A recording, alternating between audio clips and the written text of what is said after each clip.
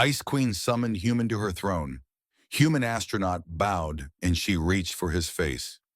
Commander Jack Reeves stared at the security feed, his bourbon halfway to his lips.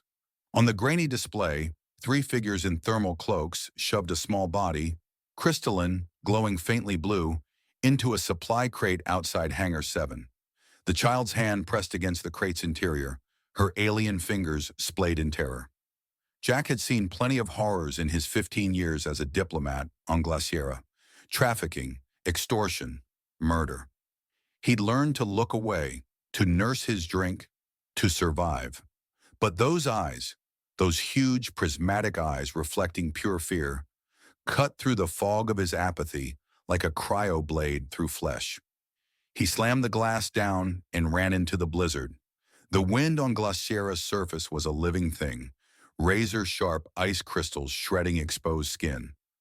Jack's breath crystallized instantly, his lungs burning as he sprinted toward the abandoned hangar. His boots crunched through knee-deep snow.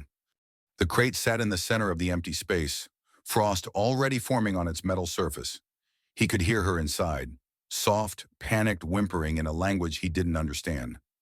Jack pried the lid open with frozen, bleeding fingers. The child tumbled into his arms, her skin cold as starlight, her small body shaking violently. She was Krylan, one of the Ice Moon's native species, maybe 5 years old in human terms. Her crystalline hair clung to her face in frozen strands.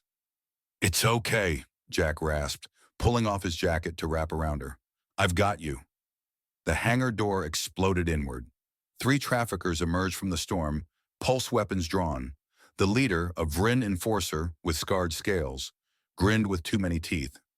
"Should have stayed in your office, warm blood." Jack set the child down behind a cargo container. His hands moved on instinct, muscle memory from a life he'd tried to forget. He closed the distance before the first shot fired, drove his elbow into the Vryn's throat, twisted the weapon free. 2 shots. The other traffickers dropped. The Vryn roared, pulled a cryo blade from his belt, a wicked, glowing weapon that could freeze flesh solid, and slashed. Jack dodged, but not fast enough. The blade carved a line of white-hot agony across his ribs. Blood hissed and froze on contact with the blade's edge. Jack tackled the Vryn, drove him into the permafrost floor, and didn't stop hitting until the enforcer stopped moving. He collapsed against the crate, clutching his side. The child crawled to him, her small hands gripping his torn shirt. She spoke one word, broken and desperate. "Mama." The hangar flooded with blinding white light. Jack shielded his eyes. Figures materialized from the storm. Royal guards in armor that looked carved from glaciers, their weapons trained on him. And then she appeared, Queen Seraphine of Glaciera.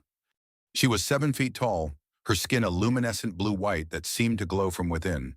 Her eyes were ancient, pale silver, devoid of pupils, reflecting everything and revealing nothing. Her hair cascaded like frozen waterfalls, and her gown was woven from ice crystals that chimed softly with each step. She moved like winter itself, inevitable and absolute. The child, Princess Lyria, Jack realized with dawning horror, broke free and ran to her mother, sobbing in the Krylon language. Seraphine knelt, gathering her daughter into her arms, her expression carved from stone. But her hands trembled as she inspected Lyria for injuries. Then the Queen's gaze shifted to Jack. He was still on his knees, blood pooling beneath him, the cryo blade wound spreading frost through his veins. Her eyes dropped to the gash across his ribs, then to Lyria's face, terrified but hopeful, clutching at her mother while looking back at Jack. Queen Seraphine rose to her full, terrible height. Her voice was absolute zero, a command that brooked no argument, no escape. "You will come with me, now." The guards dragged him through a city carved from a glacier. It wasn't a city of crude ice blocks, but a crystalline metropolis that sang with the light of a distant star. They entered a palace that seemed to defy physics, a cathedral of impossible arches and starlight-dusted floors, where constellations swirled beneath his boots. The air was so cold it felt solid. He was thrown onto the floor of the throne room. Jack didn't try to stand. He stayed on one knee, not out of protocol, but because the blood loss had stolen the strength from his legs. His vision swam. Before him, on a throne of pure, unblemished ice, sat Queen Seraphine. She descended the dais, her steps silent, her presence a physical weight that pressed down on him. She stopped just before him, a towering monolith of glacial power. "The traffickers you killed were members of the Frostborn Syndicate," she said, her voice echoing in the cavernous hall. "They steal my people, our children. They harvest them for their biological properties. Our blood can be weaponized into a powerful freezing agent." Her silver eyes bore into him. "My royal guard has been compromised. There is a traitor on my council. I can trust no one." She circled him like a predator. "You are an outsider, a human, expendable. You have no political ties, no allegiances, no family on this world to leverage against you." She knelt, bringing her face level with his. He could feel the cold radiating from her skin. "I need that. My daughter needs that." She was offering him a job, a suicide mission. "I am appointing you as Princess Lyria's personal guardian. You will live in this palace. You will protect her with your life, and you will help me find the rot in my court and cut it out." Jack thought of the diplomatic convoy he'd lost years ago. The panicked screams over the comms as pirates tore them apart. The lives he failed to protect. A failure that had driven him to this frozen rock at the edge of the galaxy. He met her gaze, his voice a raw whisper. "I accept." A flicker of something, surprise, respect, crossed her features. Seraphine reached out, her long, crystalline fingers hovering over the gash in his ribs. The fabric of his shirt was frozen solid with blood. "The wound is from a cryoblade," she stated. "It will not heal. It will fester and freeze him from the inside out." Her fingers, impossibly cold, brushed against his skin. It wasn't just cold. It was a searing electric shock, a cold so absolute it felt like fire. His nerves screamed. He watched, stunned, as the edges of the wound began to shimmer. Ice crystals, intricate as snowflakes, grew from the torn flesh, knitting it together. The searing pain vanished, replaced by a clean, humming cold. In seconds, the gash was sealed, a scar of faint, opalescent crystal left in its place. Jack stared at the healed wound, then back up at her. She hadn't moved her hand. Her touch lingered on his skin. Their eyes locked, and the vast, cold throne room seemed to shrink to the space between their faces. The air crackled, charged with an intensity that had nothing to do with the cold. Palace life was a lesson in silence and cold. Krylons moved with a chilling grace, their communication a series of subtle temperature drops and faint bioluminescent flickers in their skin that Jack couldn't begin to decipher. It was like living in a library run by ghosts. He felt loud, clumsy, and hot, a furnace of messy life in a world of perfect, frozen order. The one point of warmth in his new existence was Lyria. The princess, traumatized and mute since her abduction, refused to leave his side. She would press herself against his leg as he walked, a small, silent shadow. At night, she'd slip into his stark quarters and sleep curled on a rug near his cot, drawn to the radiant heat of his human body. Jack, clumsy with children but knowing instinct when he saw it, started telling her stories, simple earth fables of brave knights and talking animals. He'd whittle a piece of scrap polymer into a little horse, his fingers clumsy but determined. He could feel the court's disapproval. It was a palpable chill that had nothing to do with the ambient temperature. One morning, a tall, ancient-looking Krylon with eyes like chips of flint, Chancellor Vortan, stared at Lyria, clutching Jack's hand. "The princess requires a Krylon governess," he stated, his voice like grinding ice. "Not the company of a warm blood." Seraphine, who seemed to materialize from the very air, turned her head. She said nothing. She simply looked at Vortan, and the Chancellor bowed his head, silenced. Her gaze would then drift to Jack and her daughter, her expression as unreadable as the swirling constellations beneath the floor. That night, a royal guard summoned him, not to the throne room, but to the palace spire, to the Queen's private observatory. The room was a dome of flawless crystal, offering a dizzying view of the galaxy. Seraphine stood before the star-dusted abyss, her back to him. "On Glaciera," she began, her voice soft but absolute, Touch is sacred. It is an exchange of heat, of life, of soul. It is reserved for one's bonded mate, or for a parent and child. She turned, her silver eyes pinning him in place. What I did in the throne room, when I healed you, it was a violation of our most profound custom. She looked at her own hand as if it had betrayed her. It was an instinctive act, an emotional one. A queen cannot afford such things. Jack stood his ground. He wasn't a courtier. He was a bodyguard. He remembered the feeling of that cold fire knitting his flesh together, the shock of it. He remembered the look in her eyes. "Ma'am," he said, his voice blunt and honest in the perfect silent room, "that emotion is the only reason your daughter is still alive." The air between them changed. It was no longer just cold. It was charged, a static hum of opposing forces. The ceremonial gathering was held in the palace gardens, a place that would have been a lie on any other world. Here it was a forest of perfect, crystalline trees that refracted starlight into 1,000 frozen rainbows. Krylon nobles drifted through the grove like elegant glaciers, their bioluminescence pulsing in polite, rhythmic patterns. Jack stood on the edge of the gathering, a hot, solid rock in a sea of silent ice. Lyria's small hand was tucked firmly in his, her warmth a tiny anchor in the overwhelming cold. Then chaos erupted. Dark shapes materialized from the shadows of the ice trunks, cloaked figures emerging from hidden tunnels beneath the frost. They moved with unnatural speed, cryo rifles already leveled. A bolt of incandescent blue energy hissed through the air. Jack didn't think. He reacted. He shoved Lyria behind him, twisting to take the blast himself. It hit his shoulder like a sledgehammer made of liquid nitrogen. A deep, searing cold punched through his jacket and into the muscle, a pain so intense it felt hot. He gritted his teeth, ignoring the frost that instantly spiderwebbed across his uniform.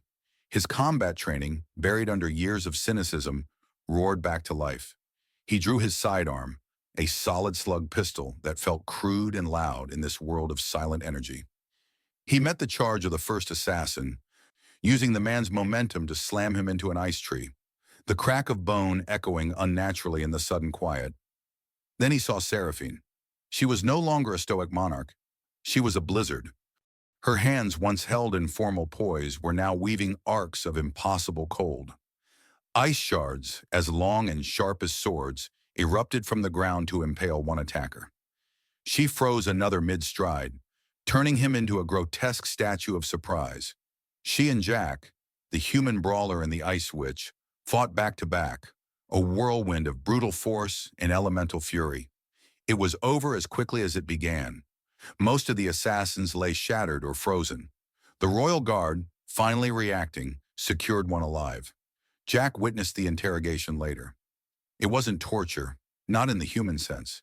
It was a cold, psychic dismantling that left the assassin a shivering wreck. And the words he confessed sent a fresh chill through Jack. The order hadn't come from the Frostborn Syndicate directly. It came from inside the palace. Chancellor Vortan was quick to dismiss it. "A lie, Your Majesty," he'd said, his voice smooth as polished glass. "Planted to sow discord among us." Seraphine's face was a mask of cold fury, but Jack saw a flicker of doubt in her eyes. That night, the pain in his shoulder was a dull, throbbing ache. He was attempting to dress the wound when a soft chime sounded at his door. It was Seraphine. She entered without waiting for an answer, her royal guards remaining outside. She wasn't wearing her crown or formal robes, just a simple, shimmering gown. The queen was gone. In her place was a woman, her silver eyes filled with a storm of emotion she could no longer contain. "Let me see," she said, her voice quiet. He didn't argue. She knelt before him, her gaze fixed on the ugly, frost-burned wound. She reached out, and her fingers, impossibly delicate, brushed against the inflamed skin. The touch wasn't the cold fire of her healing magic. It was just cool, a soothing balm against his own radiating heat. Her hand lingered, her thumb tracing the edge of the injury with a tenderness that stole the air from his lungs. She looked up, her eyes meeting his. "Thank you," she whispered. The royal archives were colder than the rest of the palace. A vault of frozen history where data was etched into crystalline wafers that chimed softly in the circulating air. Seraphine granted him access with a single, silent command to the guards, an act of trust so profound that Jack could feel the weight of it.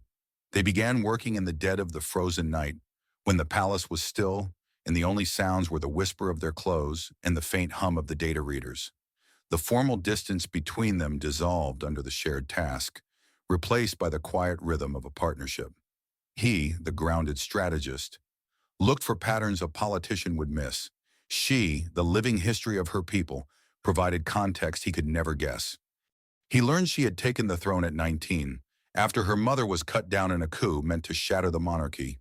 She'd ruled alone ever since, building a wall of ice around her heart, trusting no one because trust had gotten her mother killed.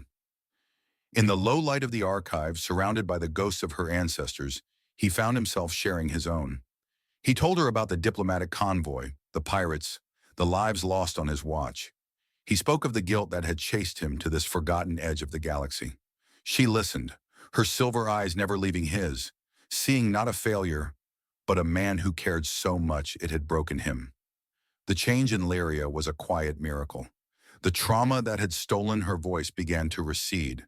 She started whispering to Jack in the mornings, her little hand tracing the lines on his palm. One day, as he was checking the seals on his window, she padded up behind him and called him her warm star. That night, hunched over a flickering manifest on a data slate, their hands brushed. It wasn't the healing touch of a queen or the soothing coolness of a mother.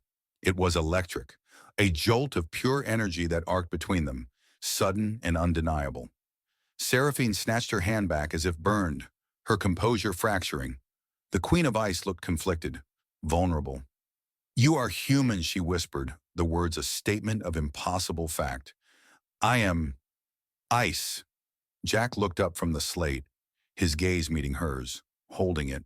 The air between them grew thick, heavy with everything unsaid. "Ice and fire can coexist," he said, his voice low and steady. "They just have to be willing to burn and freeze together." The tension was a physical thing, a pressure in the frozen air that promised to shatter. They didn't move, didn't breathe. The moment stretched, a silent question hanging between two worlds. Jack forced his attention away from her, back to the crystalline data slates. He dove into the archives, hunting for a whisper, a shadow, anything out of place, and then he found it. Not a shadow, but a glaring pattern hidden in plain sight. Shipments, dozens of them, stretching back years listed under diplomatic immunity. The cargo was always vaguely described. Cryoallen biological samples for off-world research. Blood, tissue, life. He followed the authorization codes, his fingers tracing the glowing lines of data. Every single shipment, every single waiver that sent pieces of her people into the void was signed by the same hand, the same authority, Chancellor Vorton. The name landed like a shard of ice in his gut. He cross-referenced the destination, a corporate entity he'd seen mentioned in a stray intelligence file, Cryogen Industries. And he remembered the footnote on that file, known financial ties to the Frostborn Syndicate. The pieces didn't just click. They slammed together with the force of a tectonic shock. Vorton wasn't just corrupt. He wasn't just covering for someone. He was the architect, the one orchestrating the harvest of his own people's children. When he showed Seraphine, the devastation was a silent thing. She didn't gasp or cry out. The light in her silver eyes simply went out. The vibrant queen was gone, replaced by a statue of perfect, terrible ice. Vorton had served the crown for 30 years. He had advised her mother. He had placed the crown on her own head. "We move on him now," Jack said, his voice a low growl. "We take him." "No!" Her voice was brittle, thin as a sheet of ice. "You don't understand. Vorton has allies on the council. If I accuse him without absolute, undeniable proof, they will call it a power grab. They will fracture the court. He will start a civil war before I can even reach his chambers." Jack's fist clenched. "So we let him keep doing it." "We let him condemn himself," she corrected, her eyes regaining a fraction of their fire. "We need proof he cannot deny. We need to catch him in the act. They looked at each other, the same terrible idea forming in their minds. A trap, a piece of bait so valuable, so irresistible, that Vortan would have no choice but to take it himself. No, Jack said instantly, reading her expression. Seraphine, we can't use her. We will not use her, the queen answered, her gaze turning to steel. We will use a symbol of her. She laid out the plan, a fabricated shipment, a single priceless biological sample, supposedly taken from Princess Lyria for a fake medical procedure. It was a terrible risk, using her own daughter's name as bait, but as she looked at him, the mother and the monarch became one. I will not let another child suffer what my daughter endured, she said, her voice absolute. The trap will be set. The plan moved with the chilling precision of a glacier. A fabricated medical report appeared in the palace system, detailing a rare genetic anomaly in the princess. The cure, it claimed, required a procedure only available off-world, and a biological sample had to be sent ahead. The bait was a single, cryo-sealed vial containing a synthetic liquid that mimicked the unique bioluminescence of Lyria's royal blood, the most valuable substance on the planet. From a hidden comms station, Jack watched the tracking data. The shipment left the palace under the highest security. For hours, it followed its designated flight path. Then it happened. A flicker on the screen. A new trajectory, authorized by a priority override code. Vortan's code. The shipment veered away from the spaceport and headed toward the dark side of Glaciera. He'd taken the bait. They followed in a silent, black-armored skimmer, Jack and Seraphine flanked by a dozen royal guards whose loyalty was absolute. They landed in a desolate canyon of black ice, the planet's twin moons casting long, skeletal shadows. The facility was a scar of gray metal carved into the base of a frozen mountain, spewing plumes of vapor into the thin atmosphere. Infiltration was brutal and silent. Jack moved with a grim efficiency he hadn't felt in years, a ghost in the machine. They bypassed the outer patrols and breached the main airlock. The air inside was sterile, cold, and thick with the low hum of industrial machinery. Then they found the main laboratory. It wasn't a lab. It was a harvest chamber. Rows upon rows of cryostasis pods lined the cavernous room, each glowing with a soft, blue light. Inside each pod was a cryolan child, suspended in fluid, with tubes siphoning the life from their small bodies. Their eyes were closed, their faces serene, like a gallery of frozen angels. Jack braced himself against the wall. This was what Vortan had been selling. Not just blood. Futures. He looked at Seraphine. Her fury was not hot like his. It was a physical event. The temperature in the room plummeted. A delicate frost, beautiful and deadly, spread in a perfect circle from her feet, crackling as it consumed the sterile metal floor.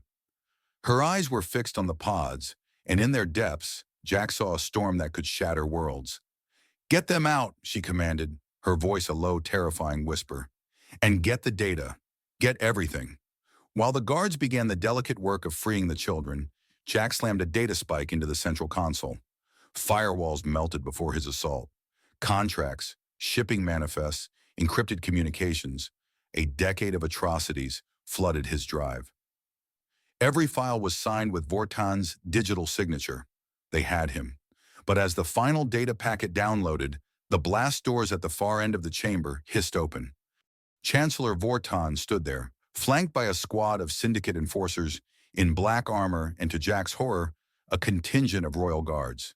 Their ice crystal armor a sickening mockery of the loyalists now working to save the children. Vortan's gaze swept over the scene. The open pods, Seraphine's glacial fury, Jack standing at the console. He didn't look surprised.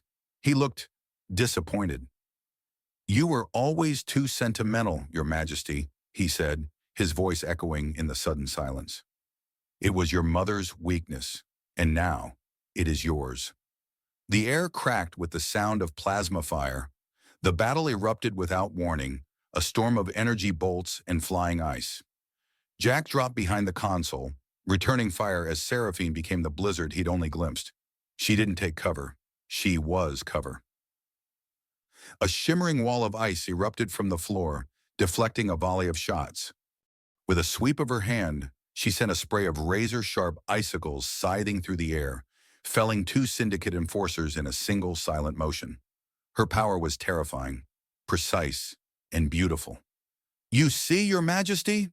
Vortan screamed over the chaos, his face twisted with zealotry. "This sentimentality is the rot. Cryogen offers a new world, a clean slate. These children are not people. They are a resource, a currency to buy our future." Jack fought with a raw human fury, a stark contrast to Seraphine's elemental grace. He was motion and violence, closing distances, breaking limbs, the crack of bone a percussive beat against the hiss of plasma. He and Seraphine moved together, his brutal aggression clearing paths for her killing frost. Then a corrupted royal guard got a lucky shot. A bolt of golden plasma sizzled past Jack's shoulder and struck Seraphine in the side. She cried out, a sharp, strangled sound that was not one of pain, but of agony. Steam hissed from the wound, the intense heat a searing poison to her cryo-based physiology. Her face went pale, her power faltering. Jack charged. He slammed into a guard, driving his elbow into the man's throat. He disarmed another, using the enemy's own weapon to drop him before spinning and breaking the arm of a third. His vision narrowed to a single point. Vortan. Seeing the tide turn, the Chancellor scrambled for a control panel, his hand hovering over a large red button. "If I can't have this world," he shrieked, "no one will!" The detonator. He was going to blow the facility, burying the evidence, the children, all of them. Jack was too far away. He wouldn't make it. But as Vortan's finger descended, a wave of intense cold washed through the room. Seraphine, gripping her searing wound, had lifted her head. Her eyes burned with a final, desperate light. A lattice of intricate frost bloomed across the detonation panel, crawling into the circuitry, freezing it solid. The button clicked uselessly. The momentary distraction was all Jack needed. He closed the final distance and his fist connected with Vortan's jaw in a savage final blow. The Chancellor collapsed in a heap, his betrayal ending not with a bang, but with the wet, final sound of a man broken. Silence fell over the lab, broken only by the hum of the pods and the soft whimpers of the children beginning to wake. The facility was secure. They were safe. The palace was silent, but it was the silence of a held breath, not of peace. Back in the throne room, Seraphine stood before the planetary comms array, her regal bearing restored, but her eyes held the fire of the battle. The searing plasma wound on her side had been treated, a crystalline patch covering the burn. He stood beside her, not behind like a guard, but at her shoulder, a position that drew sharp, curious glances from the assembled council. They had fought together, bled together. The broadcast went live.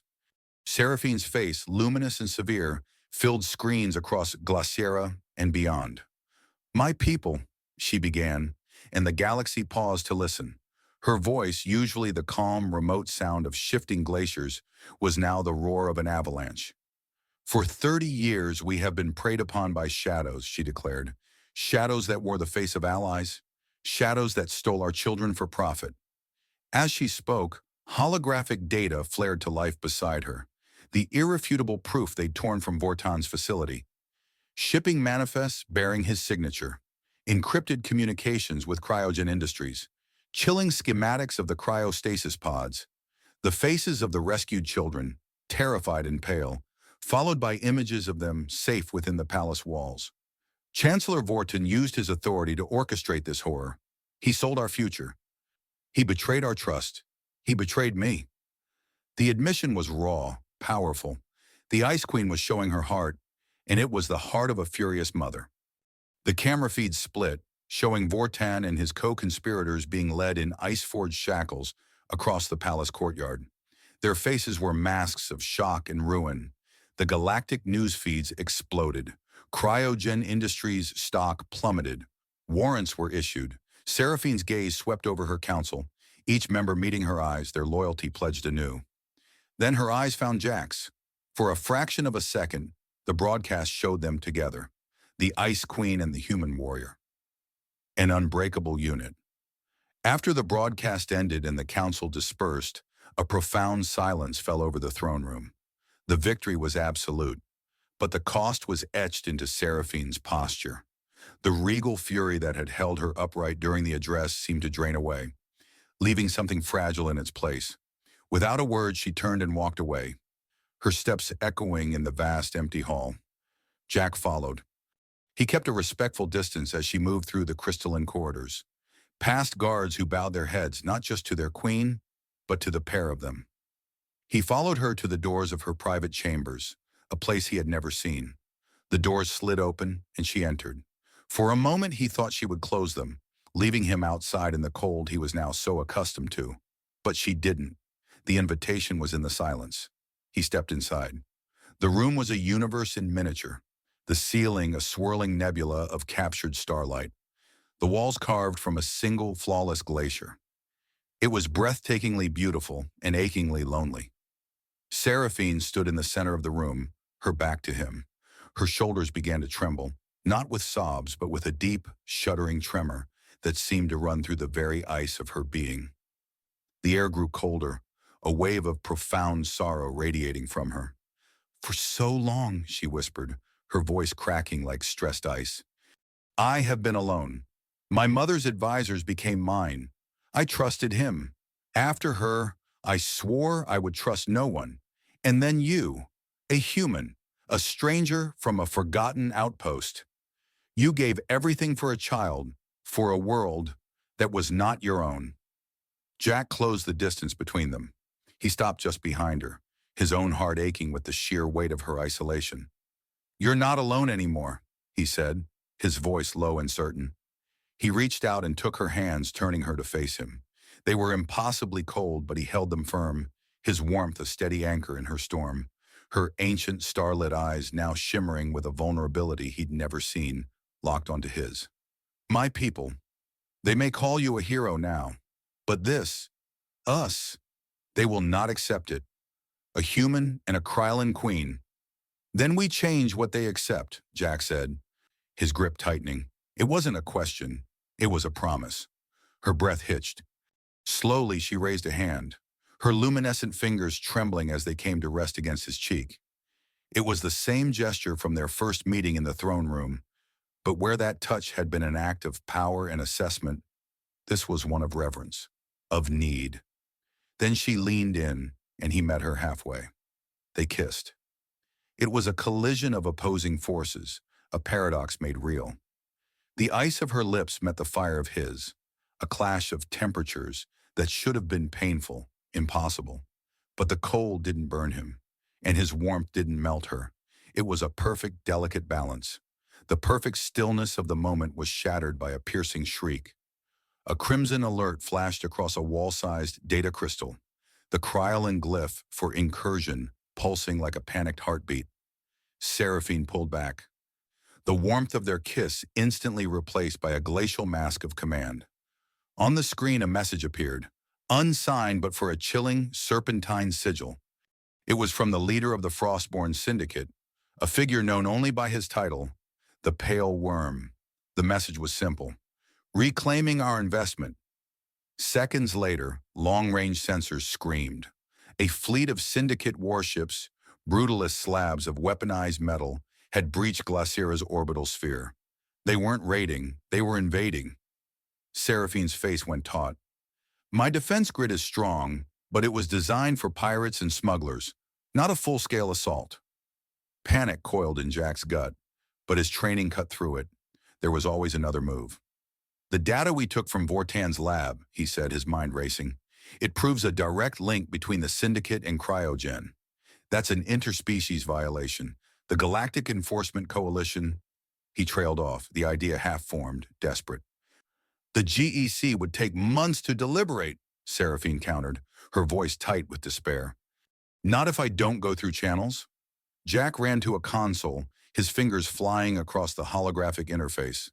He dug through corrupted files on his personal datapad, pulling up a ghost, his old diplomatic credentials, flagged as inactive and disgraced. He found a back-channel frequency, a direct emergency line to the GEC High Command he was never supposed to use.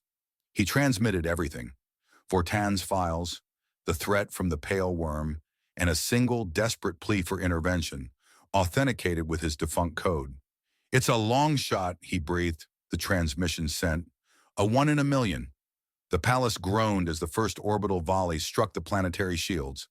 Outside the windows, the sky lit up with strobing flashes of green and blue. The Syndicate fleet was tearing through their defenses. Just as the last of the outer shields collapsed, the void shimmered. A dozen new ships blinked into existence, sleek, blade-like GEC cruisers, their engines flaring white-hot as they opened fire on the Syndicate armada. The space above Glaciera erupted into a silent, brilliant war. Their hope was short-lived. A concussive blast rocked the palace itself.